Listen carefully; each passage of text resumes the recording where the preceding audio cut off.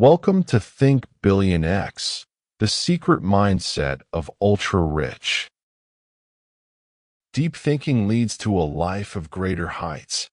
The columnist and American political activist Barbara Ehrenreich wanted to investigate a question.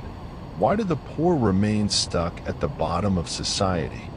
She selected 6 cities and brought along $1,000 to work in various occupations, from salesperson to cleaner to server. In disguise, she undertook 6 different jobs and endured countless hardships. She rented cheap houses and worked tirelessly day and night. But no matter how hard she tried, she could never save money or see a way out. Ultimately, she realized, the poor endure low-level suffering. This keeps them trapped in a vicious cycle of poverty and busyness. Suffering in life comes in millions of forms, but meaningless suffering only depletes strength in vain. Before we delve deeper, don't forget to subscribe to the channel and turn on notifications to continue receiving secrets about money that will help you achieve financial freedom quickly. The Art of Wealth warmly greets you all. In the 1990s, a new term emerged: working poor, those who toil laboriously, endure all sorts of hardships, but never escape poverty. They are like donkeys tethered to a millstone, working harder than others but ultimately spinning in circles, exhausted. Warren Buffett once mentioned such people in financial companies. They work grueling hours all day and, after work, drive 3 hours to earn extra money to cover living expenses. On weekends, they take part-time jobs from 9 a.m. to 9 p.m., returning home exhausted at midnight, only to wake early for work the next day. Despite intense workloads and not a single day off in a month, their lives remain unimproved. Buffett pointed out frankly, they only know how to work diligently without ever thinking about improving efficiency or skills. Hardship is not necessarily a step upward. If you only bow your head and toil away, forgetting to look up, you easily fall into the depths of life. I have a friend who, after graduating, joined a bank and became a teller. He carried the belief that hardship leads to success and threw himself into work. Every day, he dealt with all kinds of customers from morning to night, often too busy to take a sip of water. In his scarce moments of rest, he tried to review basic banking knowledge and procedures. Each day after returning home, he practiced counting money until his hands cramped, stood in front of a mirror practicing smiling until his cheeks ached, and typed at the keyboard late into the night. Eventually, his roommate had to intervene and urge him to rest. These efforts indeed made him well-liked, but years later, when banking lost its appeal, he wanted to change jobs. At that moment, he realized he was stuck in that position. Counting money and mastering basic operations are skills a teller needs, but one shouldn't devote all time and energy to such low-value tasks. He realized, if he had used the bank as a platform to learn about finance and internet technology or explored emerging industries, he might have had more options. Had he passed valuable financial certifications, his future would have been brighter. Now, he regrets realizing he poured his energy into the wrong place. As a journalist once said, we build walls around ourselves with bricks of hard labor, only to be trapped within those walls. Diligent but inefficient, striving yet stuck. In the end, hardship is not necessarily a driving force upward, it can become a force pulling downward. Writer Trong Duc Phan divided suffering into 2 types. One is ignorant, nameless suffering completely useless, preventing personal growth. The other is conscious suffering, an opportunity to change fate and transform life. Many endure only the first type. They repeat mechanical tasks, staying up all night, working the latest overtime, pinching every penny, renting the cheapest houses, and eating the cheapest meals. However, such physical and labor-related suffering is merely the lowest level.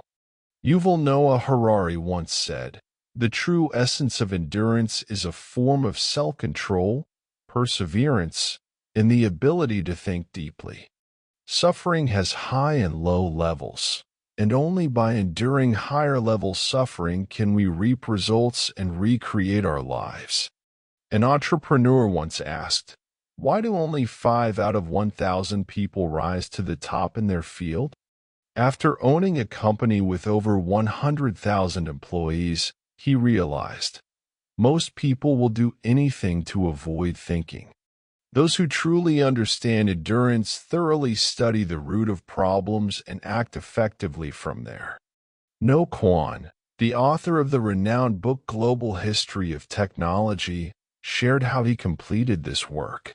He didn't rush into staying up late writing diligently, but spent a great deal of time thinking about how to write this book well. The first question he asked himself was, why write this book? No Kwon had read many books on the history of science and technology, but he noticed they all had two flaws. They were either too hard to understand or fragmented into separate topics, suitable only as reference materials. Thus, he came up with the idea of connecting history through the lens of technology, focusing on two main themes, energy and information, to systematize the development of human civilization. The second question he pondered was, how to use materials effectively. Not all materials were usable. Therefore, No Kwon took additional related courses and traveled far to discuss and exchange ideas with university professors. Each fundamental issue was listed, and he sought the best answer for each. He often sat alone, thinking carefully for long periods, constantly dismantling and rebuilding ideas until all issues became clear. As a result, when Global History of Technology was published, it received widespread praise. Enduring high-level suffering is the suffering of deep thinking. A person who works diligently but is lazy in thinking often achieves little and remains forever at the bottom of society. But when thinking is depth, life reaches new heights. Two American computer experts, the Dreyfus brothers, proposed a Dreyfus model. According to it, a person's mastery of a professional skill can be divided into 5 levels: novice, advanced beginner, competent, proficient, and expert. The skill level 1 is it corresponds to their societal tier. Robert Kiyosaki introduced the concept of the rat race trap. Humans are like rats locked in an iron cage, running endlessly as the cage spins loudly. But when they wake the next day, they're still trapped in the cage. The reason is their blind busyness. No time to stop and think. No time to reflect. This world never lacks hard-working people, but low-level suffering numbs and consumes them. Only valuable suffering can become powerful energy, helping people take root deeply and grow strongly. In Feng Mong Long's The Thong Gone from the Ming Dynasty, there is a couplet. Without enduring hardship, it's hard to become a leader. The meaning of this saying is clear. Only by enduring myriad hardships can one achieve fame and wealth, becoming successful in others' eyes. For many years, countless people believe this. It's as if enduring suffering is an inevitable part of life. They immerse themselves in physical busyness, gaining mental solace from thinking, "I've worked so hard." The result is that most of their lives are spent suffering without ever becoming leaders. The reality is, in life, everyone must endure some hardship. But you must know how to choose which suffering to bear. Don't endure just any suffering. The more you bear meaningless suffering, the less courage you have to pursue the life you desire. You'll have the illusion, "I've endured so much suffering, yet life hasn't improved." This is my limit, and I no longer have the ability to achieve happiness.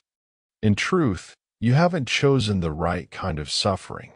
A Harvard psychology professor once said in a lecture, "To become part of the upper class, you must endure high-level suffering." High-level suffering is the kind that can make you more valuable. Only when you actively endure this high-level suffering does life become smoother.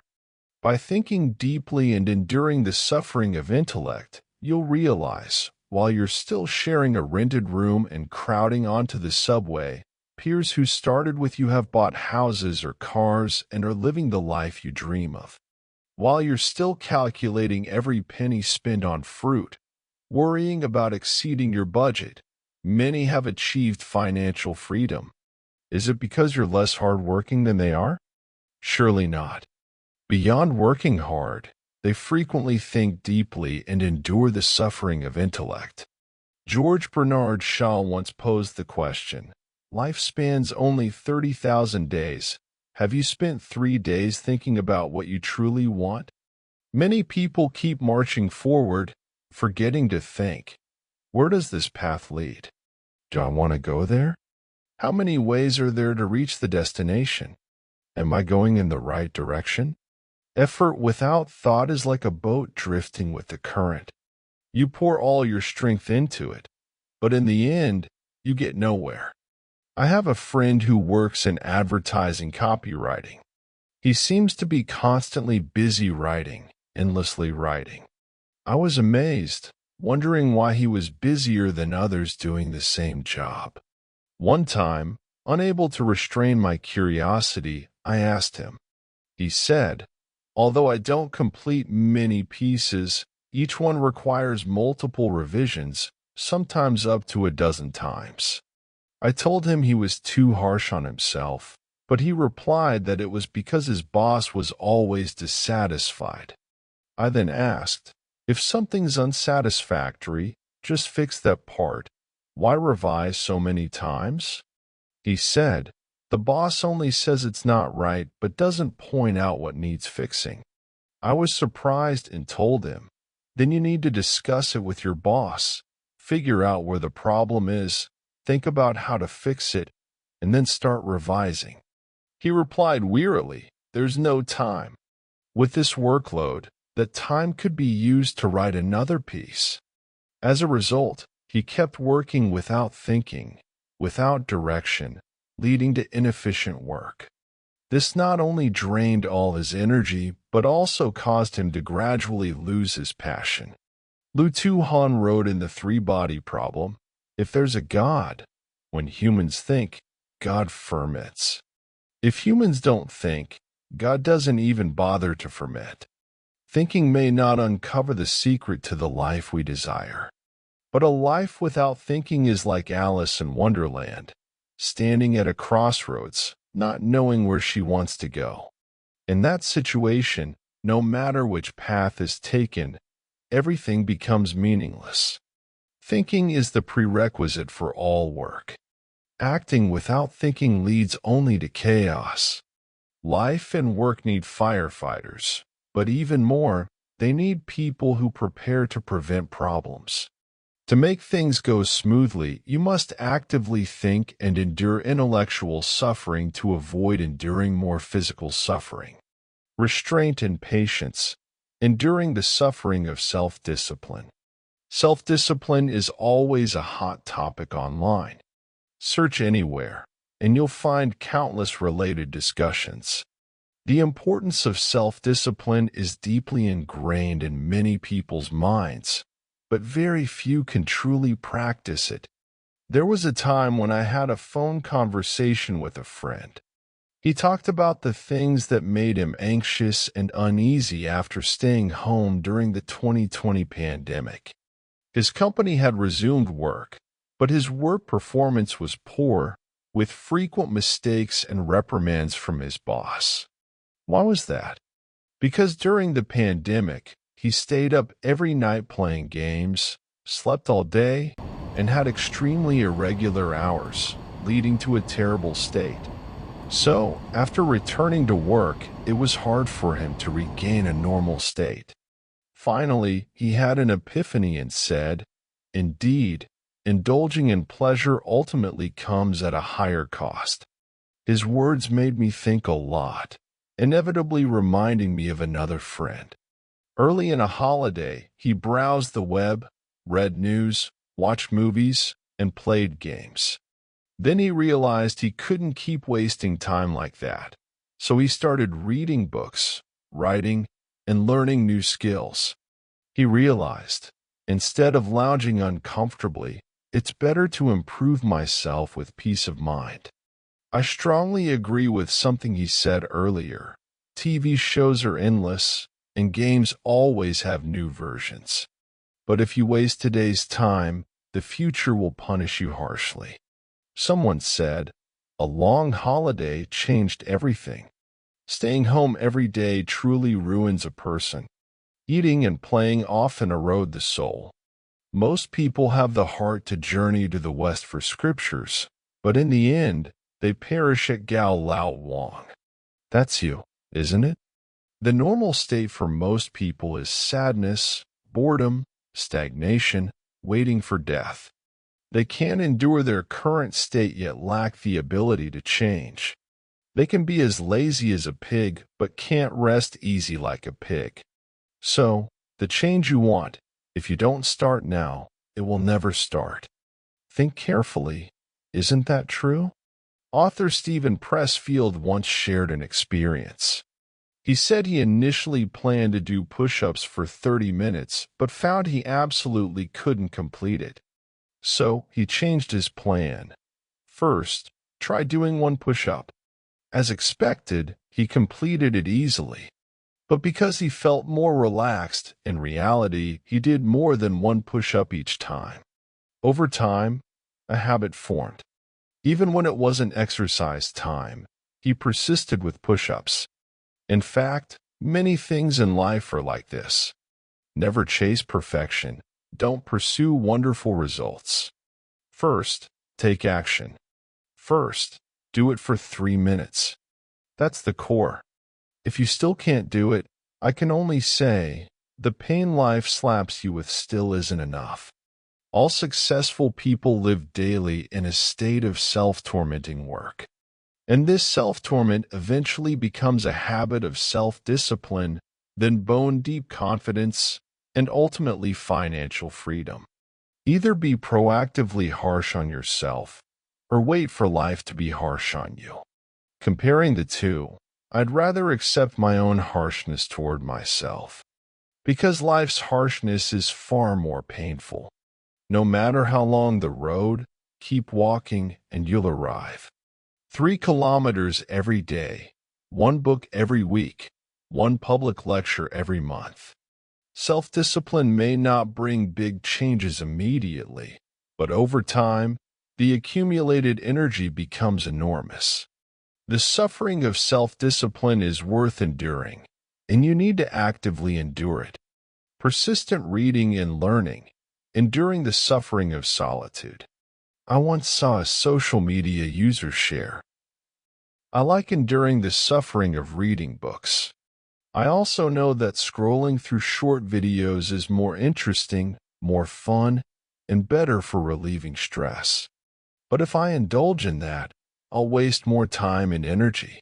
I don't like a degraded version of myself." Today, the importance of reading books is widely recognized. Countless parents rack their brains to buy houses in areas with good educational environments for their children. Some even divorce over this. There are also countless children who feel lost because they don't do well in school. And many children, because they focus too much on studying, develop mental health issues. Studying is so difficult. Why must we endure the suffering of learning? Someone said, "The books you've read contain your intellectual temperament and stature." Those books are like the meals you ate as a child, gradually blending into your flesh and blood, helping you grow and influencing your outlook on life. Previously, a thank you letter from Dr. Hong Kwok Bin of the Chinese Academy of Sciences went viral. In it, he wrote, "I've traveled a very long road, endured much hardship, to bring this dissertation before you." Hong Kwok Bin was born into a poor family, fishing, catching eels, raising pigs, and herding buffalo to afford school. He walked barefoot on scorching ground in summer and wore thin, tattered clothes through winter. Showing up to class in wet clothes was commonplace. Was it tough? Very tough. But Hong Kwok Bin wasn't afraid of hardship. Progress and learning was his greatest joy and motivation. He understood clearly, only by enduring hardship and learning can the future have less hardship. Ultimately, with extraordinary resolve, he entered the Chinese Academy of Sciences for Advanced Studies and is now working at Tencent's Artificial Intelligence Lab, continuing to conquer new heights. A person's success is closely tied to how much they've learned. In a television program, many young children who abandoned school early went to work in factories. Every day, they worked in sweltering workshops, performing repetitive tasks drenched in sweat, and eating meager meals. They worked nearly 11 hours a day, slept in cramped dormitories with 8 to a room, and even had to queue to shower. A boy in the program said, "Before, I thought studying was very hard, but I never expected that the life of a worker would be even harder, unbearable." Unable to endure the hardship of learning, they had to endure the hardship of life. Children who leave school early have no degrees, no family background, and often do simple jobs, frequently moving from one factory to another. Their lives are precarious, their incomes unstable, and they constantly face the risk of unemployment. Many people only truly understand, after facing life's difficulties and being beaten down by fate, the saying, "Without education, you gradually lose the right to choose in life." On social media, there was once a survey about the 10 greatest regrets in life. Topping the list was failing to get into a good university when young, leading to a mediocre life. When you choose ease at the age when you should study, what you get in return is lifelong inferiority. Society is developing increasingly rapidly, and studying only in youth is not enough to sustain you through life. Lifelong learning may initially sound daunting, but all learning and training in life aim only to help you meet a better version of yourself in higher places. So, what's sad about that? For many people, the comfort zone of life is a safe harbor, but it can also be shackles restraining personal growth. Life is not always smooth, but only by courageously facing and proactively accepting difficulties can we find the path to success. Enduring high-level suffering means being ready to face challenges, daring to break personal limits, and constantly improving oneself. It's a positive and necessary attitude to realize personal value and take control of one's life.